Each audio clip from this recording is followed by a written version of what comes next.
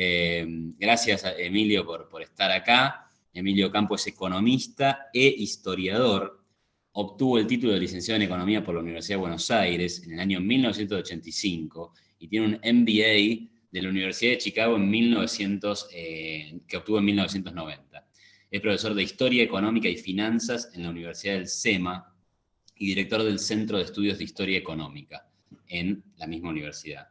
Y en el 2013 y 2014 fue profesor de finanzas en la Escuela de Negocios Stern de la Universidad de Nueva York. Emilio, como verán, combina una historia de dedicación profesional a las finanzas, después a dar clases de finanzas, y luego también a una faceta de historiador en la que tiene más de 10 libros publicados, si mal no entiendo.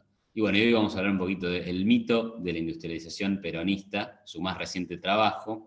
Así que bueno, estamos ansiosos por escucharte. Emilio, te cedo la palabra y muchas gracias nuevamente por estar ahí. Bueno, muchas gracias, Iván. Nuevamente me disculpas por mis retrasos. Como dice Iván, la tecnología nos permite estos lujos, por un lado, pero también a veces nos genera algunos problemitas. Por suerte los pude resolver. Para complementar algo que dijo Iván, yo me dediqué una gran parte de mi vida profesional a las finanzas, pero en realidad lo que siempre me atrajo, digamos, como curiosidad intelectual, ha sido la historia. Y mi incursión en la historia empezó con un trabajo sobre la guerra con Brasil, entre Argentina y Brasil, entre 1826 y 1828. Luego un libro sobre Napoleón, que terminó siendo publicado en Estados Unidos. Y luego reconcilié un poco mi faceta de economista con la de historiador y empecé a enfocarme un poco en los temas de historia económica, que diría que es lo que me ha llevado más mi atención en los últimos 6, 7 años, aunque no he de ninguna manera dejado de lado mi interés por otros temas de historia general, no necesariamente historia económica. Y dentro de la historia y de la historia argentina me ha interesado siempre, yo diría que mi incursión como historiador o mi comienzo como historiador fue bastante interesante porque comencé como historiador en los archivos de Inglaterra, en Richmond, cerca de Londres, y en esos archivos, cuando empecé a estudiar historia, empecé a estudiar lo que decían los archivos de Inglaterra, de los archivos diplomáticos, sobre lo que ocurría en nuestro país, y ahí empecé a tomar conciencia de la diferencia que existe en la versión de la historia que nos cuentan desde que somos, digamos, estudiantes de primer grado del primario, y lo que interpretaban que ocurría en esta parte del mundo observadores extranjeros completamente objetivos, porque desde el punto de vista de ellos lo que debían relatar era lo que estaba sucediendo para que su propio gobierno pudiera tomar decisiones. O sea que hay una línea en mis investigaciones históricas que alguien podría calificar como revisionismo, pero que está muy lejos del llamado revisionismo en la versión actual o en la versión que se conoce como revisionismo o que se autodenomina revisionista. Yo siempre digo que el primer revisionista de la historia argentina fue Alberdi y el segundo fue Saldías, y los dos eran liberales. Luego el revisionismo se convirtió en un revisionismo nacionalista que ha intentado de alguna manera descalificar una historia que se llama liberal escrita por Mitre, ignorando que el principal crítico de Mitre fue Alberdi, que fue el gran pensador liberal que tuvo la Argentina. Y la faceta de Alberdi como historiador es una faceta poco conocida y es una faceta muy valiosa que creo que hay que ahondar, y diría que ha sido mi guía en mis estudios sobre historia fundacional de la Argentina, es decir, historia de la independencia, y combinada con su enfoque sobre economía, yo diría que también ha sido mi guía en mis estudios de historia económica. O sea que creo que tengo una gran inspiración alberdiana en lo que escribo, y el tema de hoy es el tema del mito de la industrialización peronista. Los temas de los mitos me interesan mucho porque la tergiversación de la historia viene de mano de los mitos. Los mitos son comunes a todos los pueblos, son comunes a todas las personas. Todos, de alguna manera, tenemos digamos, una interpretación algo fantasiosa de la realidad, de nosotros mismos, y las sociedades tienen también su interpretación histórica del pasado, que está muchas veces teñida de mitos. El problema es que hay algunos mitos que son perniciosos, y al oscurecer la interpretación de la realidad, al echar de alguna manera algo de confusión en la interpretación de los hechos del pasado, confunde al presente. Porque recordemos que la historia, en definitiva, ¿qué es? Es una hoja de ruta, es una simplificación de la realidad pasada que nos permite evaluar el presente y obviamente extraer lecciones del pasado. Pero para extraer lecciones, es decir, para aprender, es fundamental entender las relaciones de causalidad, entender por qué suceden los hechos. Y ahí Alberdi tiene varias, digamos, observaciones geniales. Una, dice Alberdi, los argentinos estamos más acostumbrados a la fábula que la historia. Digamos, estamos aferrados a una interpretación fabulística del pasado, y Alberdi critica esa afición. Cuando dice acostumbrado a la fábula, no la queremos cambiar por la historia. Alberdi dice, la historia nos da enseñanzas, pero para que sirvan esas enseñanzas tienen que tener consigo la interpretación histórica una interpretación de la realidad lo más acertada posible, de manera que las relaciones de causalidad nos permitan aprender. Así que todo este prólogo, de alguna manera, va al tema central de hoy, pero creo que es bastante conceptual, porque el tema es el mito de la industrialización peronista, y es un tema que a mí me interesa de hace mucho tiempo, porque en la Argentina el populismo ha sido el principal promotor de la interpretación fabulista, fantasiosa, no solo del pasado, sino del presente. Y como decía el lema del Ministerio de la Verdad en la famosa novela de George Orwell, quien controla el presente controla el pasado, quien controla el pasado controla el futuro. Y ha sido esencial, funcional al populismo, promover una interpretación del pasado argentino que es absolutamente falsa, y al invertir las relaciones de causalidad impide que tengamos un proceso de aprendizaje. Y por esa razón es que estamos siempre, cada periodos regulares de tiempo, haciendo lo mismo cuando ya sabemos que no funcionó. ¿Y por qué repetimos lo mismo sabiendo que no funcionó? Porque, bueno, hay una interpretación que dice que sí, que funciona. Y uno de los grandes logros del populismo ha sido embarrar la cancha en la confusión, en instalar una confusión en las relaciones de causalidad. Y entonces hay un mito central en la narrativa populista, que es que si no fuera por Perón, la Argentina nunca hubiera tenido industria, que Perón fue el gran industrializador de la Argentina, que antes de que llegara Perón la Argentina no tenía industria. Hay distintas variedades de este mito de Perón como padre de la industria, y hay un tema, esto de que padre de la industria, hay como ahora que se critica tanto al patriarcado, digamos, en la concepción argentina de la historia, nos gusta mucho esto de la paternidad, del pater, el padre de la patria, el padre de la industrialización. Bueno, Perón se ocupó de ser él mismo el gran promotor del mito de que él había industrializado la Argentina. Iván, si me permitís, yo tengo unos slides que me gustaría poner, porque me parece que de alguna manera van a facilitar algunas ideas. Así que si me dejás compartir pantalla. Perfecto, deberías tener Ahí lo habilitada tengo, la ahí lo opción. tengo. Sí, perfecto. Perfecto. A ver. Ok, a ver. Veamos.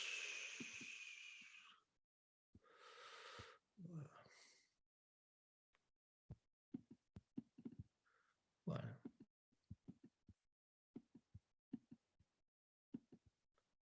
Bueno, no estoy pudiendo. La tecnología de vuelta me está jugando una mala pasada. A ver, veamos. En cualquier caso me lo podés mandar por mail y lo comparto yo, A ver, pero si no, ahí estoy. A ver, lamentablemente se conjuga la tecnología con el hecho que tengo.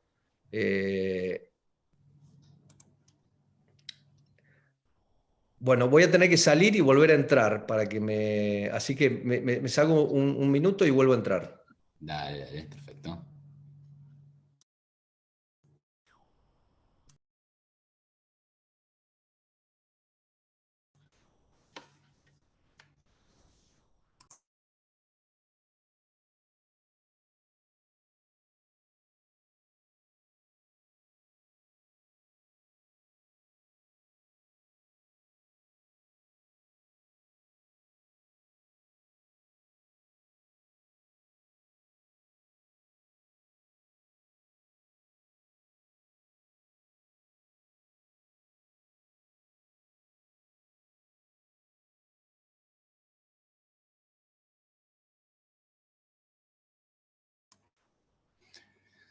Muy bien, ahí lo tenemos de vuelta, Emilio. Estás como coanfitrión, así que deberías poder compartir pantalla de vuelta sin problemas. Ahí está, perfecto. Lo que sí, no te escuchamos porque estás silenciado. Ahí está. Perfecto. Bueno, ¿se ve la pantalla? Sí, sí, sí, sí, perfectamente. Bueno, esta es la tapa del libro que publiqué a fines del año pasado. Lo que ven acá es una fábrica de electrodomésticos, de heladeras, de Siam Di Tela, que fue una de las empresas que más prosperó durante la era del primer peronismo, y lo cual es bastante irónico porque Torcuato Di Tella no era peronista y de hecho fue el presidente del comité antifascista en la Argentina, pero era el principal empresario industrial de la Argentina, el principal productor de electrodomésticos en la Argentina, y los electrodomésticos fueron uno de los sectores que más prosperó en esta época. Así que lo elegí como tapa del libro, y ahí atrás lo tienen a Perón. Yo diría que el libro es sobre el mito de la industrialización peronista, pero también es sobre una cuestión histórica crucial que tiene que ver con la situación con la que se encontró la Argentina en el año 45, cuando termina la Segunda Guerra Mundial, que yo insisto que fue quizás el punto de inflexión más importante de la historia argentina, porque fue el momento en que en Argentina tuvo servida en bandeja la posibilidad de convertirse en una democracia avanzada e industrializada, pero teniendo esa opción asequible, decidió avanzar por otro camino, y ese es el camino que nos lleva directamente a donde estamos hoy. Así que el mito de la industrialización peronista tiene mucho que ver también con este punto de inflexión de la historia argentina. Así que el libro ahonda sobre el tema de la industrialización, pero también sobre temas mucho más amplios que tienen que ver con la inserción de la Argentina en el mundo, la política económica y su relación con la política exterior. Perón, les decía antes, había sido el principal promotor del mito de la industrialización. Cuando fue derrocado al poco tiempo, inició su exilio, estuvo en varios países, Panamá, Venezuela, pero ya enseguida empezó a escribir libros como Las fuerzas, el derecho de las bestias, y en esos libros empezó a, de alguna manera, armar el relato sobre su gestión como presidente. Y esto está tomado de uno de estos libros, en el cual él dice que cuando llegó al gobierno básicamente no había industria, y cuando se fue estábamos fabricando absolutamente de todo, y no se entiende cómo puede ser que la Argentina después, aparentemente su industria dejó de desarrollarse. Así que, primero, este mito, que es tan importante en la historia argentina, lo inicia Perón. Fíjese, esta es una entrevista. En este país industrialista fue el que puso en marcha la industrialización. La industria mediana y la tentativa de llegar a la industria pesada a través de la materia prima. Puso en marcha eso. Para eso sofrené un poco la agricultura y la ganadería. Es genial esta entrevista de Perón, que creo que es del año 71, 72, cuando todavía no había vuelto a la presidencia, porque ahí dice claramente que él piensa en ese momento, 71, 72, y dice esto y habla de cosas que no tienen mucho sentido, como la industria tentativa, pero sí queda en claro que dice que tuvo que sofrenar al sector agropecuario. Yo diría que más que sofrenar, lo trató de ahogar. Pero, como les decía, Perón es artífice de su propio mito, pero el mito persiste. Persiste, y no solo persiste en un imaginario populista, sino que también dentro de la academia hay cierto línea, digamos, de historiadores que sostienen que de alguna manera el peronismo está asociado con la industrialización. Por ejemplo, Marcelo Ruggier y Martín Short, que escribieron este libro en el 2012, hacen este tipo de afirmación. E incluso, si venimos más hacia el presente, en el cohete a la luna lo tenemos al presidente Alberto Fernández, diciendo que con el primer peronismo hicimos autos y aviones. Todo eso se perdió. Fernández no aclara cómo se perdió, ni por qué, ni quién fue el responsable, pero digamos, esto demuestra la persistencia del mito. Y es un mito, como les digo, muy pernicioso, porque confunde las causas y los efectos. Entonces, lo que yo trato de hacer en este libro es desmitificar.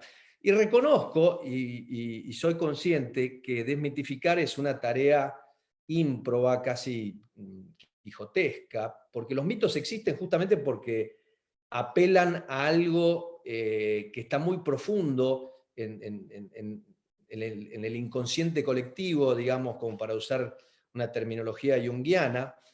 Entonces, son muy poderosos. Sebrelli ha escrito mucho sobre los mitos, pero ya el tema de los mitos en la psicología lo trata Freud y algunos de sus discípulos, como Carl Abraham y Otto Rank. Es un tema muy universal, y en la Argentina obviamente tenemos un apego a esto, como lo demostraba, como lo decía Alberti, ya hace 150 años. Y ahora voy a traer un comentario que es quizás una de las mejores refutaciones de este mito, porque es el comentario de quien era en el año 43 el principal empresario industrial de la Argentina, era el CEO de una empresa argentina multinacional, industrial, tenía oficinas en los principales países de América Latina, tenía oficinas en Nueva York, tenía alianzas estratégicas con empresas industriales de primera línea en Estados Unidos, y este personaje era Torcuato Di Tella. Y Torcuato Di Tella, curiosamente, da una conferencia justo en julio del 43, es decir, al mes de que se produce el golpe del 4 de junio, que eleva a Perón al poder como uno de los factotums de ese golpe y como líder del GO, que era la logia del ejército que está detrás del golpe del 43. Y fíjense lo que decía Di Tella en esta conferencia. Decía: la industria argentina se ha puesto los pantalones largos. Dice: en estos años de guerra ha quemado etapas movidas por el poderoso impulso de la iniciativa individual. Esta etapa dramática y profundamente individualista está por terminar también en nuestro país, la industria se acerca vertiginosamente a su grado de madurez. Es decir, esto es lo que dice un industrial que es un entrepreneur, que es hijo de inmigrantes, que llega a la Argentina sin nada y que construye este imperio industrial en una cuestión de décadas, en algunos casos con negocios favorables con el gobierno, con YPF para la producción de los surtidores de nafta, pero evidentemente un hombre muy, digamos, muy emprendedor. Y el juicio que tiene él en ese entonces, a mediados del 43, es que la industria tiene los pantalones largos y que está preparada para entrar en la nueva etapa que pasó Alemania, que pasó Italia, que pasó Estados Unidos, que pasó Inglaterra, lo dice textualmente Torcuato Di Tella. O sea que la refutación, si se quiere, más concreta del mito de la industrialización peronista la da Torcuato Di Tella antes de que Perón llegara al poder.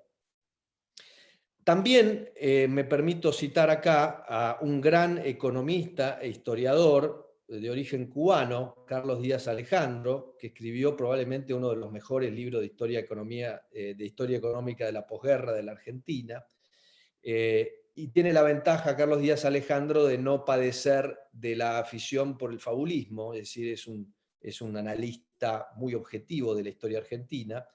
Y dice Carlos Díaz Alejandro en sus ensayos, dice el nombre de Perón, y esto lo escribe a fines de los años 60, ¿no?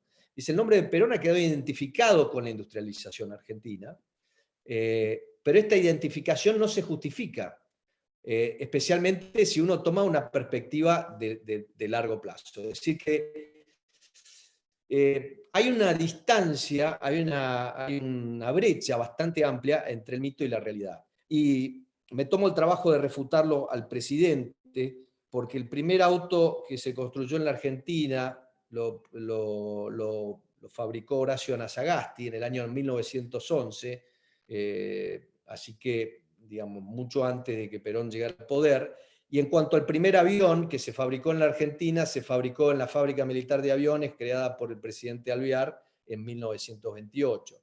Así que el mito obviamente está muy lejos de la realidad. Hay un punto que queda para psicólogos, para antropólogos, es entender por qué seguimos tan aferrados al mito. Yo creo que los mitos nos dan alguna satisfacción emocional y nos permiten una explicación muy simplista de lo que pasa, en la cual nosotros quedamos exonerados de responsabilidad, y eso obviamente tiene una gran ventaja. Pero lo que tenemos que entender, para entender lo pernicioso de este mito y lo pernicioso de las políticas que lleva adelante Perón entre el 46 y el 55, es que Argentina está en una posición única en ese año. Y Paul Samuelson, premio Nobel de Economía, no necesariamente alguien muy cercano a las ideas liberales, en una conferencia en México en el año 1980, hizo este comentario, dice, si a mí en el año 45, que estaba en el momento de mayor capacidad analítica como economista, si me hubieran preguntado cuál es el país que va a crecer más rápidamente en las próximas décadas, mi respuesta hubiera sido la Argentina. Y da la explicación de por qué él cree que la Argentina era ese país. Y después reconoce que se hubiera equivocado tremendamente.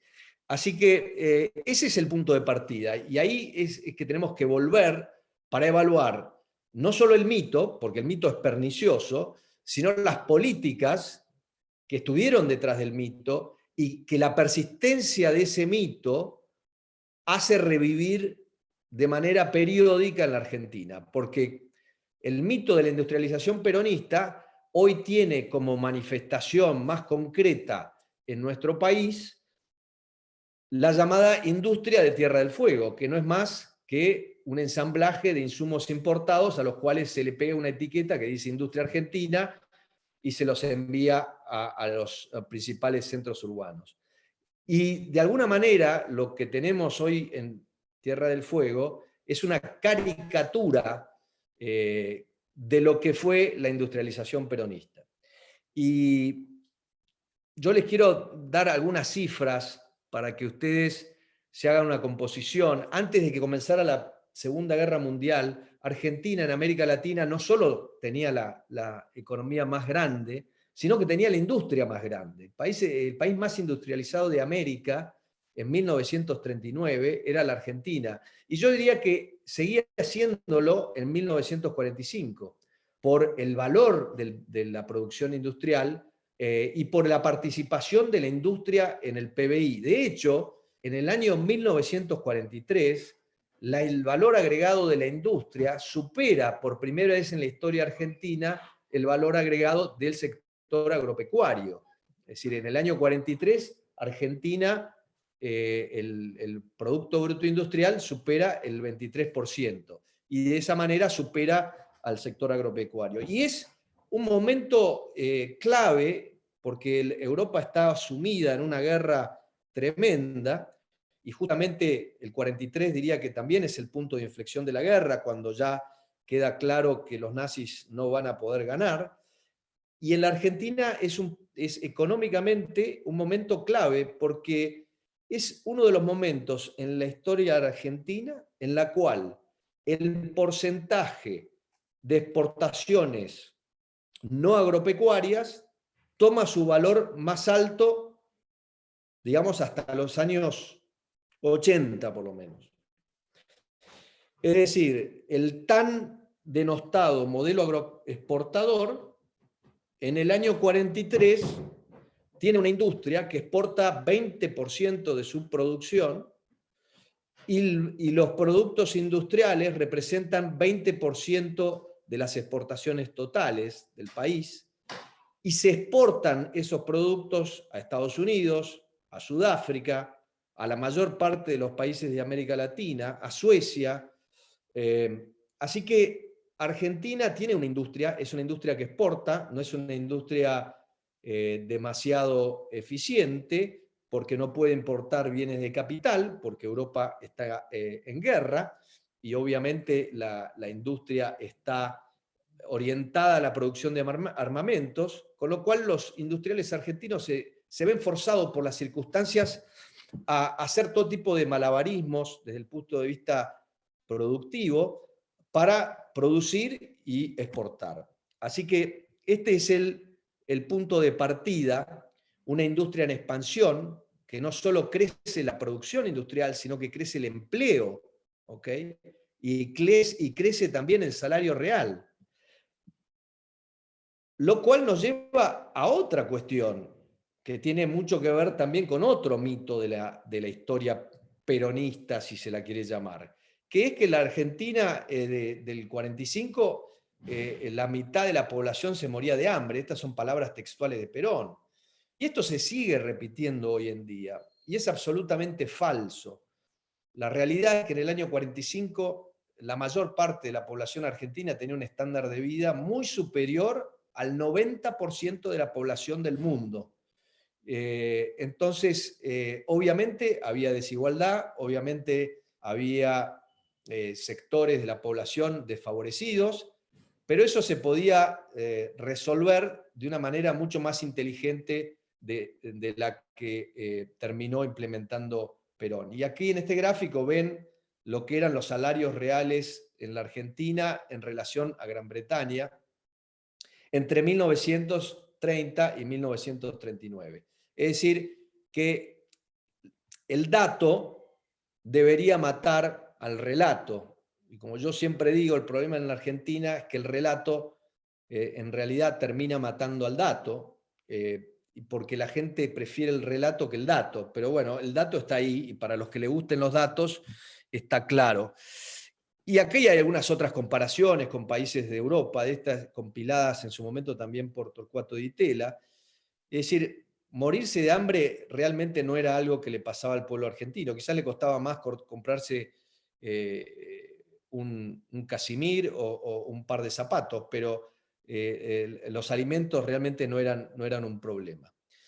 De hecho, lo más curioso es que el mismo Perón, pocos años antes de llegar al poder, el mismo Perón reconoció que la Argentina era un país de la abundancia y que él consideraba que esta idea de la abundancia era un vicio de la Argentina, que el hecho de que tuviéramos tanta abundancia no nos hacía tan virtuosos, ¿ok? No es una buena escuela la abundancia, decía Perón. ¿Y cuándo lo dice esto Perón? Esto lo dice Perón desde Italia en el año 39, cuando va en esta misión como agregado militar, que nunca se termina de entender cuál fue la verdadera motivación de quienes lo enviaron, pero bueno, mismo Perón reconoce que la Argentina era un país con gran abundancia y no era un país en donde la gente se moría de hambre.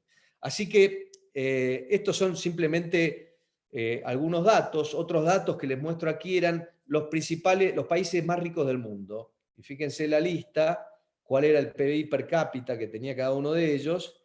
Y la Argentina, entre los países que no tenían una economía de guerra, era claramente uno de los más ricos, o sea, que tenía la capacidad de reconvertirse mucho más fácil que cualquiera de estos otros países que habían dedicado su producción industrial al armamentismo, ¿no es cierto?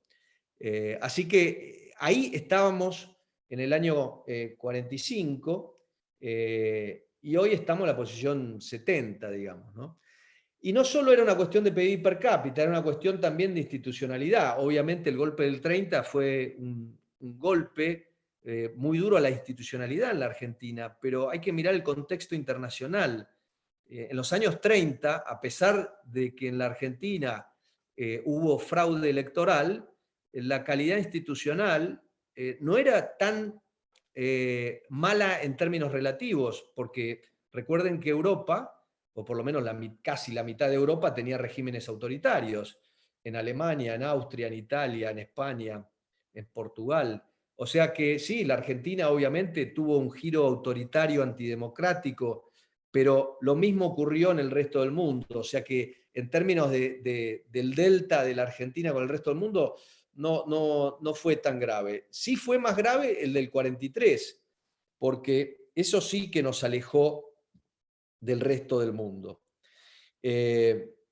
Fíjense qué es lo que pasa en la Argentina, el PIB per cápita, desde 1919 hasta 1939, cómo la decadencia argentina, que la medimos en esta línea azul, es relativamente leve, no es tan marcada. Sin embargo, después del 45 entramos en esta recta que, excepto durante los 90, nunca tuvo una reversión. O sea, es una línea que va prácticamente, perdemos un puesto por año desde el año 26 adelante, y en los últimos 20 años se ha acelerado, estamos perdiendo en promedio más de un puesto por año. Así que, y para terminar esto, y para redondear un poco las ideas, y después quizás podemos pasar a algunas preguntas si alguien en la audiencia tiene preguntas, fíjense cómo era el empleo industrial en la Argentina según el censo de 1954. Menos de un tercio de los empleos eran empresas creadas entre 1946 y 1954.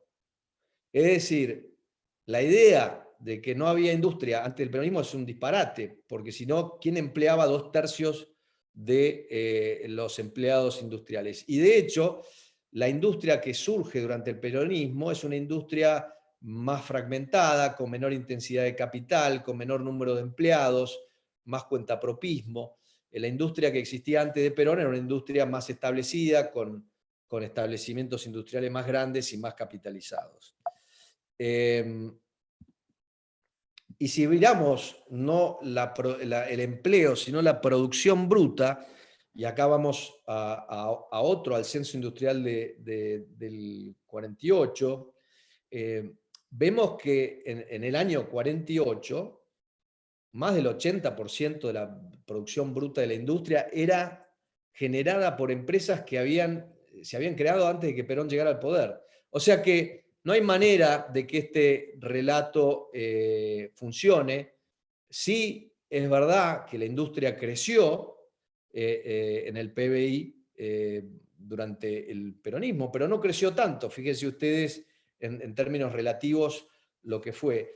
Y la otra cosa que ocurrió es que en realidad durante el periodo peronista se desaceleró el crecimiento industrial en relación a los años 30, y el empleo industrial no creció tan fuertemente como había crecido también en la segunda mitad de los años 30. Entonces, el relato no se sostiene y la Argentina entra en este estancamiento, y Brasil y México, que estaban muy atrás de la Argentina en 1940, al llegar a 1955 prácticamente nos estaban superando. ¿Okay?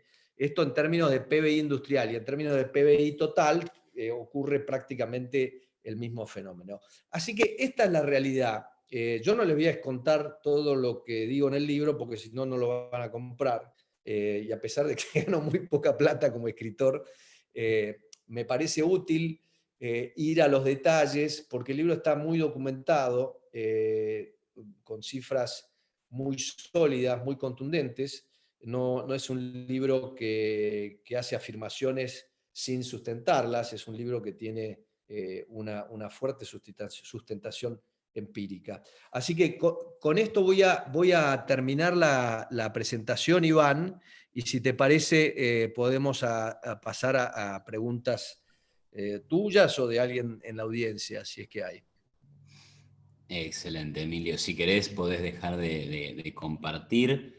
Y le diría a quienes están en la audiencia que estaría bueno y sería ordenado si quisieran poner preguntas en el chat. Ya ahí veo que Juan Pablo puso una, mientras otros piensan en preguntas. Yo tengo una o dos, pero también pensando en privilegiar a la audiencia, puedo reducir a una. Pero la primera pregunta, antes que nada, me encantó la presentación, está basada en el libro, que obviamente está lleno de datos muy contundentes que uno esperaría que maten al relato, pero sabemos que la historia a veces es distinta, ¿no? Pero queda claro que Perón no industrializa al país, pero creo que sí podríamos coincidir que hace una política pro-industria, ¿no? En el sentido de, bueno, como él mismo decía, se redistribuye, se castiga un poco al agro con diferenciales de tipo de cambio, se dan subsidios, hay proteccionismo.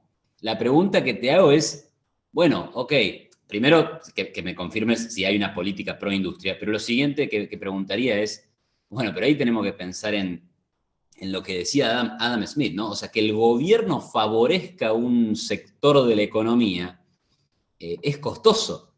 Entonces hay que pensar en el costo que eso tiene. Y que no es un fomento de toda la economía, sino el fomento de una parte de la economía, pero en detrimento siempre de otra, ¿no? Cuando es el gobierno el que encabeza una industrialización, una servicialización, o sea, bueno, a ese punto voy. ¿Cómo ves ese tema y qué?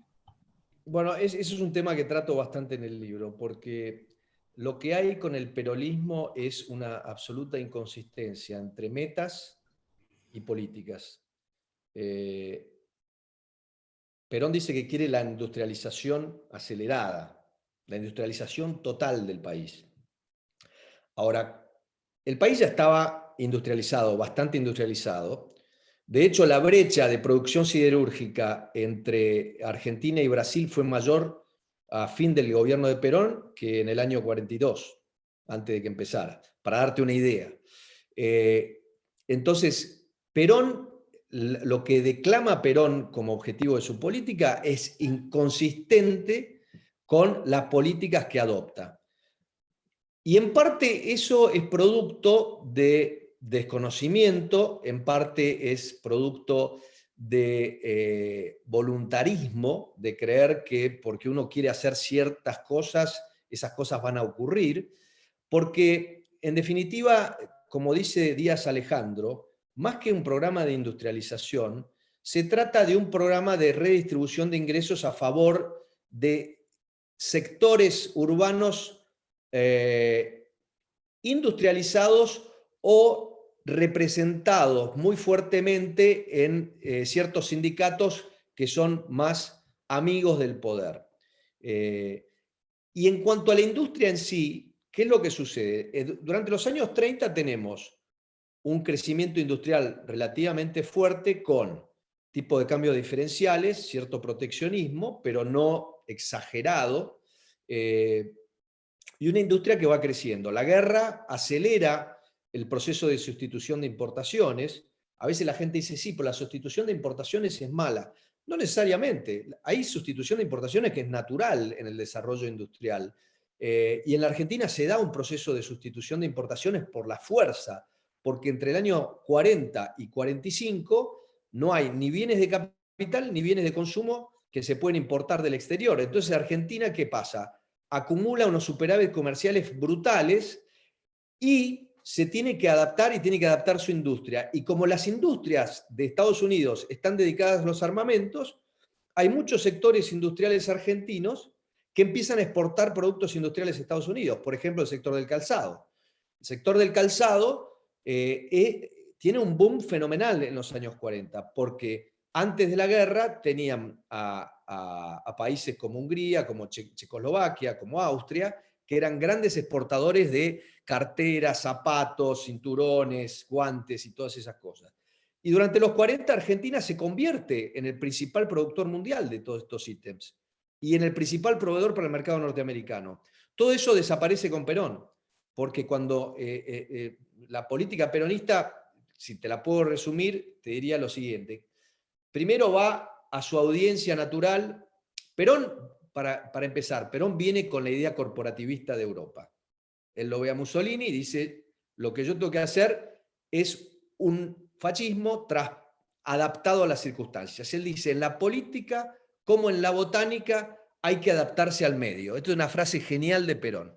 Entonces él dice, voy a traer este sistema de manipulación de las masas, porque él lo que aprende en Europa es el sistema fascista, la manera en que Mussolini y también Hitler logran movilizar las masas, utiliza las mismas técnicas, son técnicas que aprendieron los tres del mismo personaje, que era Gustave Le Bon, psicólogo francés que escribe allá a fines del siglo XIX un libro que se llama La psicología de las masas, en donde sin quererlo da como el manual para ser un demagogo autoritario, a pesar de que Le Bon no comparte la idea fascista, pero se convierte en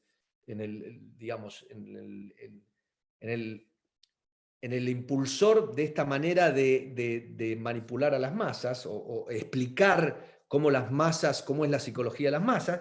Perón viene a la Argentina con esta idea. Cuando va a ver a los generales dicen, pero vos sos un comunista, ¿qué venís con esta idea? O sea, los generales argentinos, por eso el golpe del 43 es el golpe de los coroneles, no es el golpe de los generales. Los generales argentinos no compran, son nacionalistas, tienen simpatías fascistas, pero le tienen miedo a las masas, le tienen miedo a las movilizaciones populares, le tienen miedo a los sindicatos. Y Perón dice, no, lo que tenemos que hacer es meter los sindicatos dentro del Estado. Tenemos el precedente, la Carta del Lavoro de Italia de 1927, y a los empresarios por el otro. Pero le sale mal porque se enfrenta con los empresarios, se enfrenta a muerte. Es más, Colombo, que era el presidente de la UIA, en el 45 termina preso, junto con el presidente de la Sociedad Rural Argentina. Y la UIA después es prohibida bajo el peronismo y Perón crea su propia... Entonces el fascismo corporativista de Perón queda medio rengo, porque se queda sin el apoyo de los industriales.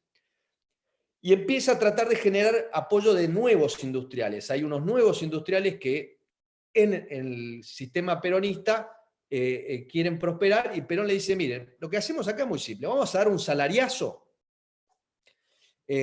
así redistribuimos los ingresos, porque la mitad del país se muere de hambre, así que tenemos que corregir esta injusticia de este sistema, y ustedes empresarios no se preocupen, porque obviamente si uno aumenta los salarios, algo tiene que ocurrir, tiene que haber la rentabilidad del capital. O sea, hay dos factores de producción, capital y trabajo. Si aumentamos los salarios por decreto, ¿qué es lo que va a pasar? O tenemos inflación galopante o los empresarios van a ganar menos. Entonces, a los empresarios dicen, no, no te preocupes, no vas a ganar menos, porque yo te voy a dar protección absoluta, o sea, no vas a tener que competir con nadie del exterior, o sea que vas a poder vender tus productos a un precio mucho más alto que los productos que fabrican competidores del exterior. Te voy a dar un tipo de cambio bajo para que puedas comprar los insumos que necesitas para hacer esos productos, porque la industria argentina es todavía dependiente de insumos del exterior. Te voy a dar créditos blandos, es decir, te voy a dar créditos a unas tasas del 2-3% y la inflación es 20%, o sea que te estoy regalando plata, y te voy a regalar la electricidad. Entonces, no te preocupes por el salariazo porque yo te lo voy a compensar por otro lado. Y entonces se genera este sistema en el cual para los empresarios tiene mucho más sentido buscar prebendas en los despachos oficiales que dedicarse a competir. Y por eso desaparece el sector exportador industrial de la Argentina. La Argentina, que del año 43 al año 46 está exportando prácticamente 20% de la producción industrial, de repente cae y deja de exportar. Y no vuelve a exportar productos industriales hasta bien entrada la década del 70. Entonces, el esquema peronista es más que nada un esquema redistributivo, más que un esquema de fomentar la industria. Y además combina esta idea que inevitablemente lleva al estancamiento, porque lo que dice, vamos a aumentar los salarios por encima de la productividad, pero vos, empresario, no vas a perder porque yo te voy a compensar con todas estas otras prebendas y en realidad el que pierde es el consumidor. Y entonces, ¿qué es lo que sucede? La economía se estanca, pero al mismo tiempo, Perón tiene la brillante idea de seguir una política exterior que es más inconsistente todavía con sus objetivos. Porque si yo en el año 45 quiero desarrollar mi industria y miro al mundo, hay un solo país que me puede dar capital, tecnología e insumos. Estados Unidos.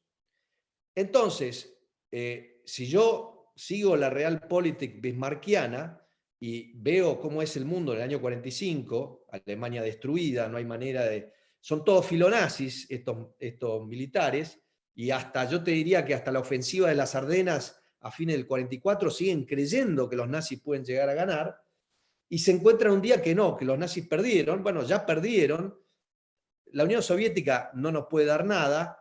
Es claro que Estados Unidos es la principal potencia del mundo, tiene 20 veces el tamaño de su industria, es 20 veces el tamaño de la industria argentina, su PBI es 10 veces el tamaño del PBI argentino. Entonces, ¿qué es lo que hay que buscar? Hay que buscar algún tipo de alianza con Estados Unidos. Pero Perón, ¿qué es lo que hace? Se pone de punta con los Estados Unidos y sigue una política a partir del 43, que nunca corrige, sino hasta el año 52, de enfrentamiento, de confrontación permanente con Estados Unidos. Se convierte, para que la audiencia entienda, en un personaje similar a lo que fue Chávez en las primeras décadas de este siglo, es decir, un irritante permanente de la Casa Blanca, y los norteamericanos básicamente toman represalias con la Argentina. Carlos Escudé escribió un libro muy bueno al respecto, pero el daño que sufre la economía argentina por esta política equivocada es gigantesco. Escudé también escribió sobre eso. ¿Cómo puede ser que una élite que gobierna un país decida adoptar políticas que tienen un costo tan alto? Y él tiene una hipótesis que es que el nacionalismo estaba tan arraigado en la sociedad argentina, porque había sido fomentado desde el Estado, que la postura de confrontación vendía muy bien al electorado. Entonces, para recapitular, yo te diría lo siguiente: Perón llega al poder con dos motivaciones básicas. Él cree que la Argentina enfrenta dos amenazas existenciales. La primera es la del comunismo, tanto Perón como muchos nacionalistas dentro y fuera del ejército creen que lo que pasó en España puede pasar en la Argentina, y esa presunción no está basada en una evaluación objetiva, sino más bien en un miedo por asociación, te diría, porque no había riesgo de una revolución comunista en la Argentina en el año 43, y la segunda amenaza existencial de la Argentina, según Perón, es Estados Unidos, porque se ha aliado con Brasil, y eso de alguna manera desequilibra la región. Entonces, de ahí surge esta política contraria. Alberti decía que la política exterior y la política económica deberían ser deberían ser consistentes. Lo que hace el peronismo es una política económica inconsistente, es decir, objetivos y medidas, y por otro lado toma una política exterior que es totalmente, además, inconsistente con los objetivos. O sea que los objetivos quedan, es imposible industrializar la Argentina de manera sustentable con este mix de políticas. Así que esa sería mi respuesta a lo que decís. Vi que alguien preguntó al principio en el chat, ¿cómo puede ser la analogía con lo de Tierra del Fuego? Es muy simple. La industria argentina en los años 30 y 40 era muy dependiente de insumos del exterior. Por ejemplo, la industria de electrodomésticos no podía producir si no importaba componentes de Estados Unidos. Y de hecho, la dependencia de la industria argentina por estos insumos es la que lleva a la primer crisis externa de la segunda mitad del siglo XX, que es la crisis del 48-49, porque básicamente las políticas del gobierno llevan a una caída fenomenal en las exportaciones agropecuarias, mientras que por otro lado se da un aumento fenomenal de las importaciones provenientes de Estados Unidos de insumos. Y obviamente llega a una situación de prácticamente cesación de pagos. Entonces, Argentina, al llegar Perón al poder, tenía una industria más bien liviana, alimentos, bebidas, textiles, cueros, una industria intermedia, medianamente desarrollada, y una industria pesada no muy desarrollada. Pero había empresas, por ejemplo, siderúrgicas. La Cantábrica es una empresa que existía desde mucho antes que Perón llegara al poder y producía acero. La Argentina producía acero antes del peronismo, y de hecho Somisa es inaugurada por Frondizi muchos años después de Perón. De hecho, Somisa te diría que es el caso emblemático del fracaso de las políticas industrialistas de Perón. Perón lanza con bombos y platillos el Plan Siderúrgico Nacional en el año 47, y resulta que cuando tiene que crear Somisa, se da cuenta que necesita capital de Estados Unidos y tecnología norteamericana. Y bueno, se pasa 5 o 6 años tratando de conseguirlas, y cuando ya está casi por conseguirlas, bueno, finalmente es derrocado. Así que yo diría que hay que tener presente esto, que la industria argentina estaba justamente en ese periodo de transición en el cual empezaba a desarrollar su capacidad de autoproveerse de insumos y de autoproveerse de bienes de capital. No lo había logrado todavía, pero con políticas sensatas estaba en condiciones de hacerlo. Y en vez sigue este programa de industrialización que en realidad lo que busca es, como te digo, redistribuir ingresos y crear una dinámica interna en la cual es imposible para la economía crecer y es imposible para el sector industrial ser eficiente, generar empleo. Entonces, en la industria queda renga. Torcuato Di Tella decía en el 43, nos hemos puesto los pantalones largos. Bueno, Perón les hizo poner los pantalones cortos de vuelta, y nos quedamos con una industria de pantalones cortos hasta el día de la fecha. La industria naciente de la que hablaba John Stuart Mill. Te hago una pregunta que hay acá. Primero Ricardo dice que él compró el libro, así que... Gracias. Ricardo. Mateo dice, ¿tuvo impacto industrial la estatización del Banco Central en términos de subvenciones, facilidades, préstamos a tasas negativas en términos reales. Y otra pregunta que hace Gustavo, ¿cómo nació el mito? ¿Por qué persiste el mito? Porque bueno, por ahí cómo nació, ya recién estuviste tocando eso, pero ¿por qué considerás que este mito persiste en la historia argentina, ¿no? Es muy buena pregunta. Con respecto a la primera, la del Banco Central, te diría que la estatización del Banco Central tiene muchísimas consecuencias que van mucho más allá del crédito, el otorgamiento de créditos blandos a la industria.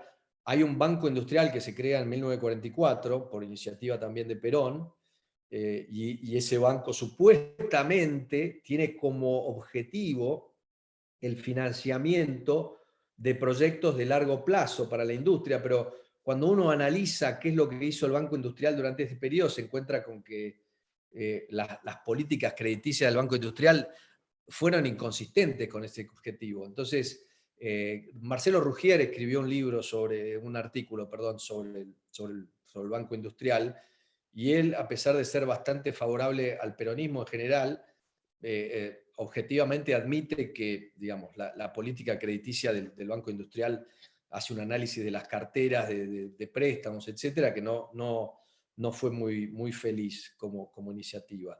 ¿Y por qué persiste el mito? Bueno, el mito obviamente persiste porque hay intereses creados. ¿Y cuáles son los intereses creados? Yo siempre digo que el fascismo rengo, el corporativismo rengo de Perón, en realidad es curado y es de alguna manera rehabilitado después de la caída de Perón.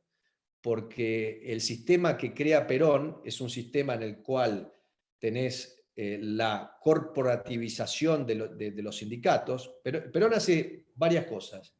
Primero, identifica al partido peronista con el Estado. Luego, identifica a los sindicatos con el partido peronista, con lo cual los sindicatos son parte del Estado. Lo que no logra, y es ahí donde falla, es en atraer a la élite industrial establecida, al establishment empresario de la Argentina de los 40. Empieza a atraer nuevos empresarios, empieza a atraer los prebendarios, pero con la caída de Perón, muchos de estos empresarios más prebendarios desaparecen y lo que queda es el establishment industrial. Y este establishment industrial, cuando Perón es derrocado, dice, no, bueno, está bien, sigamos con este sistema. A mí, en el fondo, si vos me das créditos blandos, si me das proteccionismo, si me das electricidad barata, yo estoy todo bien. Total, caso en el zoológico. Me tienen que comprar todos los productos que yo hago porque los consumidores no tienen chance. Entonces, el corporativismo es rehabilitado, si querés, y es reforzado en las décadas posteriores al derrocamiento de Perón, y ahí se hace la alianza, te diría, de este sistema corporativo en donde tenés empresarios prebendarios, oligarcas sindicales, y están unidos con un mismo objetivo. A pesar de que se enfrentan entre ellos, se disputan el reparto de la torta, prefieren este sistema de reparto de torta que un sistema competitivo en donde tienen que invertir, adoptar tecnología, etcétera, etcétera. O incorporar tecnología, mejorar la productividad y todo eso. O sea, es mucho más fácil de ir a golpear la mesa en el Ministerio de Economía y decir yo necesito esta protección o qué sé yo, que estar compitiendo con productores del sudeste asiático, de donde fuere.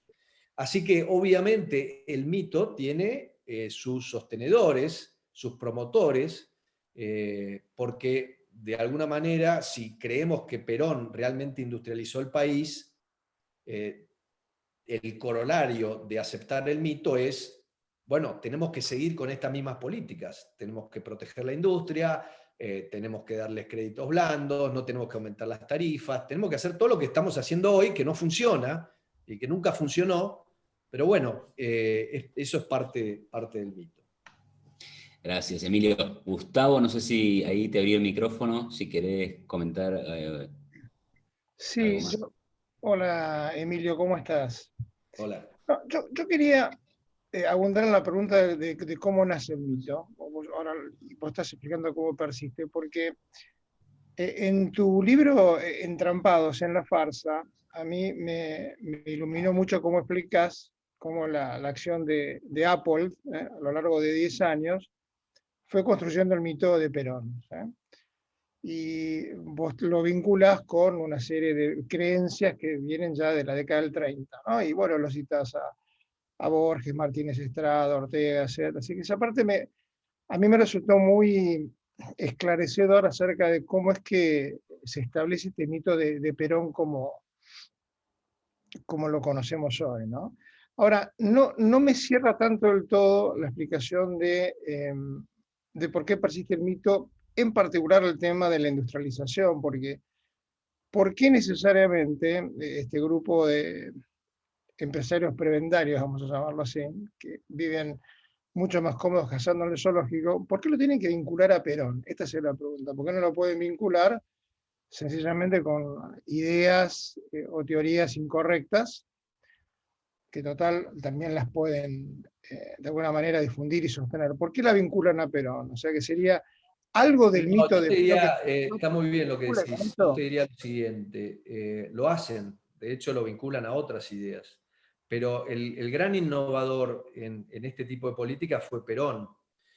Yo no estoy de acuerdo con considerar a los años 30 como idénticos a los años 40. Yo creo que fue muy distinta la política económica en la Argentina durante los años 30 y durante los primeros años de los 40. Yo creo que sin duda no es que hay un comité organizado para promover la idea de Perón industrializador.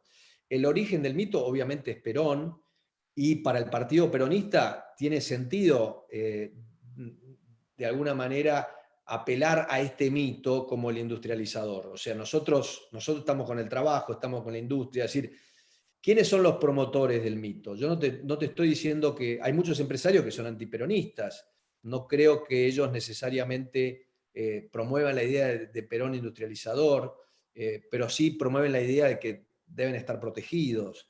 Entonces, es mucho más difuso. Yo no creo que haya una agencia, digamos, de empresarios y de sindicalistas que se preocupa por alimentar este mito. Hay pseudointelectuales que lo promueven, digamos que son afines al peronismo, que lo siguen de alguna manera resaltando o promoviendo, como te mencioné en el caso de Marcelo Ruggier y Claudio Bellini, por ejemplo, otros, que de alguna manera dicen, no, bueno, en realidad esto era lo único que se podía hacer en ese momento. Entonces, pero volvamos a lo que significa el mito. El mito significa que no había industria y que Perón la crea, y que Perón la crea con esas políticas. Eso es lo que es el mito. Perón mismo, él trata de crear su propio mito, digamos. El peronismo es una bolsa de mitos. Una de ellas es que Perón industrializó el país. Otra es que Perón es digamos, el sucesor de San Martín. Otro mito es que hasta que llegó Perón, la mitad del país se moría de hambre, o el 90% del país se moría de hambre. O sea, el peronismo es una bolsa de mitos, es una interpretación fabulística de la realidad, del presente, del pasado, etc. Yo no tengo una teoría sobre la persistencia del mito. El mito en el ámbito académico obviamente lo promueven ciertos académicos. Si no hubiera académicos que siguen escribiendo y siguen promoviendo esta idea de la industrialización, obviamente el mito se debería morir. Si tuvieras un análisis objetivo de los datos, como lo hacía Carlos Díaz Alejandro a fines de los 60, el mito no resiste análisis, no resiste análisis.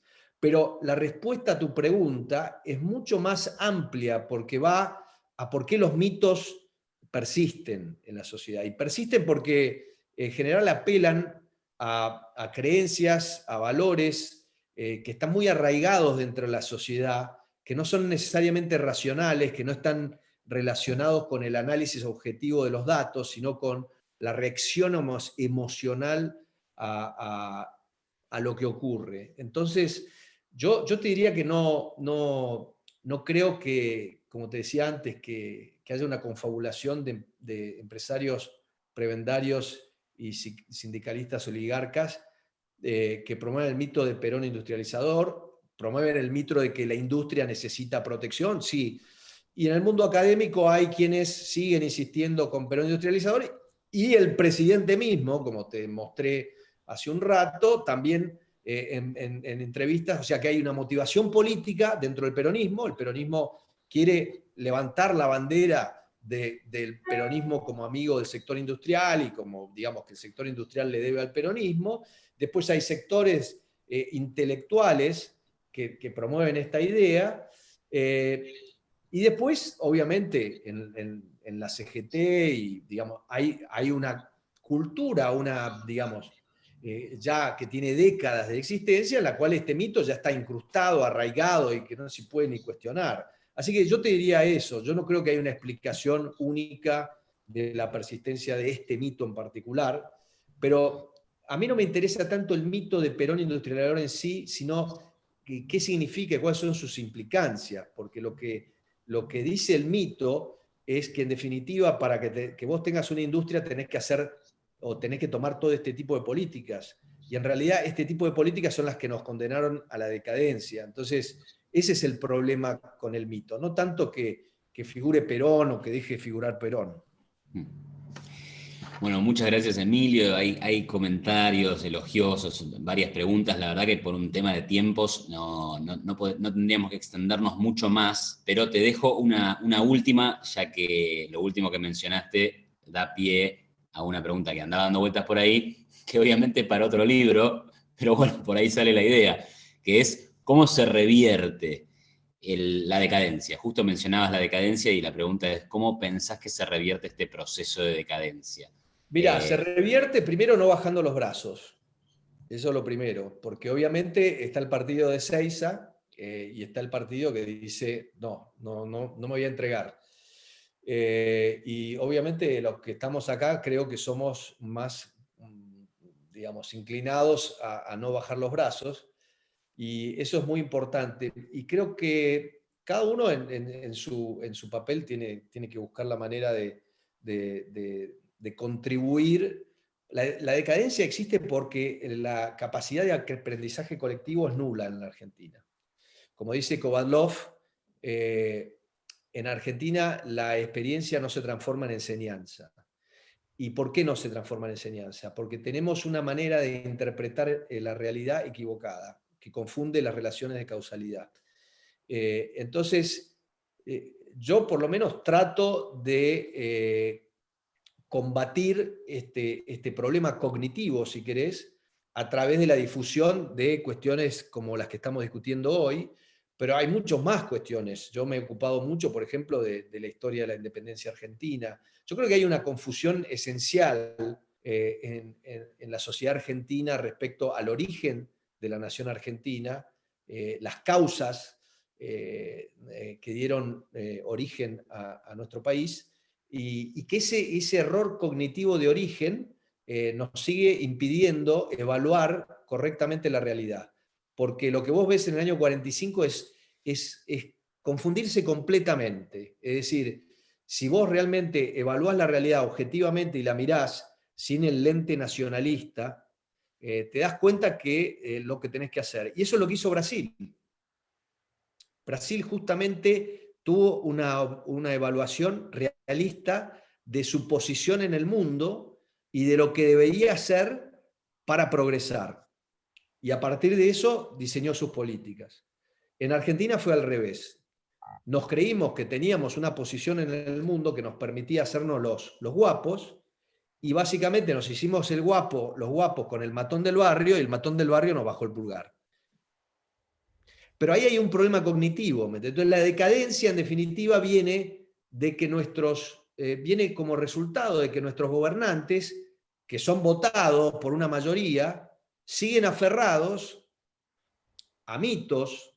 Y volvamos a algo básico. El mito lo que te propone es una explicación simplista de la realidad, de causa y efecto. Mirá, nos industrializamos porque Perón nos industrializó. Es una explicación muy simple, pero es errónea. O sea, la relación de causalidad ahí está fallida desde el vamos. Entonces, para mí, hasta que no tengamos una capacidad de entender la realidad más realista, de entender el lugar de Argentina en el mundo más realista, no tenemos ni chance de revertir esta decadencia. Entonces, lo que vos hacés, Iván, que es muy bueno, que estás permanentemente en las redes sociales y yo, tratando de insistir, porque como yo digo, en la Argentina el relato mata el dato, y lo que tenemos que seguir insistiendo es, no, señores, volvamos al dato. O sea, el relato te puede dar satisfacciones emocionales, te puede hacer sentir muy bien, pero el relato no sirve. Tenemos que empezar a evaluar nuestra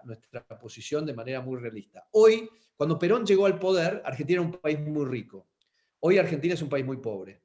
Entonces, cualquier evaluación que hagamos tiene que partir de la básica aceptación de algo que nos cuesta aceptar, que somos un país muy pobre y que no solo somos pobres, sino que nos estamos empobreciendo.